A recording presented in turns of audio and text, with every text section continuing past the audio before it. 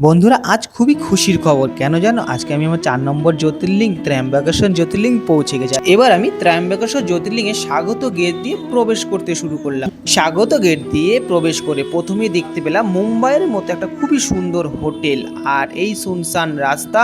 সময় এখন ভোর 4টে, আর আমি আর কৈলাস হেঁটে চলেছি বাবাকে দর্শন করার জন্য।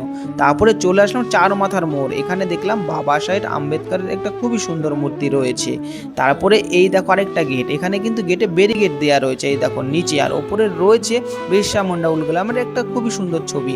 আর এখানে রাস্তা খুবই সরু রয়েছে, আর এখান দিয়ে প্রবেশ করলাম, এই সেই রাস্তা দেখো। আর আমাদের সঙ্গে কিন্তু আরো অনেক দিদিভাই দাদাভাইরাও প্রবেশ করেছে। তারপরে দেখলাম এখানে ছত্রপতি শিবাজী মহারাজের খুবই সুন্দর একটা মূর্তি রয়েছে। তারপরে দেখলাম এখানে কিছু ডালা বিক্রি হচ্ছে, জিজ্ঞেস করলাম, বললো 100 টাকা একটা ডালা। তারপর দেখতে পেলাম ত্র্যম্বকেশ্বর জ্যোতির্লিঙ্গের উত্তর দিকের গেট, আর এই গেট দিয়ে কিন্তু বাবাকে দর্শন করে বেরিয়ে আসতে হয়, আর এটাই কিন্তু ভিআইপি গেট। তারপর আমি এই সাদা জেব্রা লাইন দিয়ে হেঁটে চলেছি স্নান করার জন্য গোদাবরী কুণ্ডের দিকে।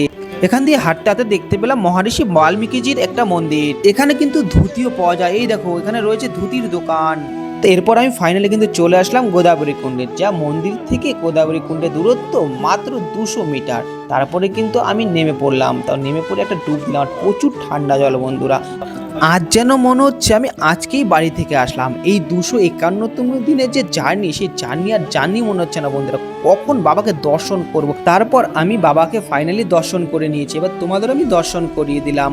ত্র্যম্বকেশ্বর জ্যোতির্লিঙ্গের লং ভিডিও রয়েছে, তোমাদের আমি দেখাবো পরবর্তী ভিডিওতে। তা বন্ধুরা, এর পরবর্তী যাত্রা হচ্ছে আমার কৃষ্ণেশ্বর জ্যোতির্লিঙ্গ। তা বন্ধুরা, তোমরা যদি আমার এই যাত্রার সঙ্গে সামিল হতে চাও তো অবশ্যই ভিডিওতে হর হর মহাদেব লিখে ভিডিওটা শেয়ার করে দেওয়া যায়। জয় সীতারাম।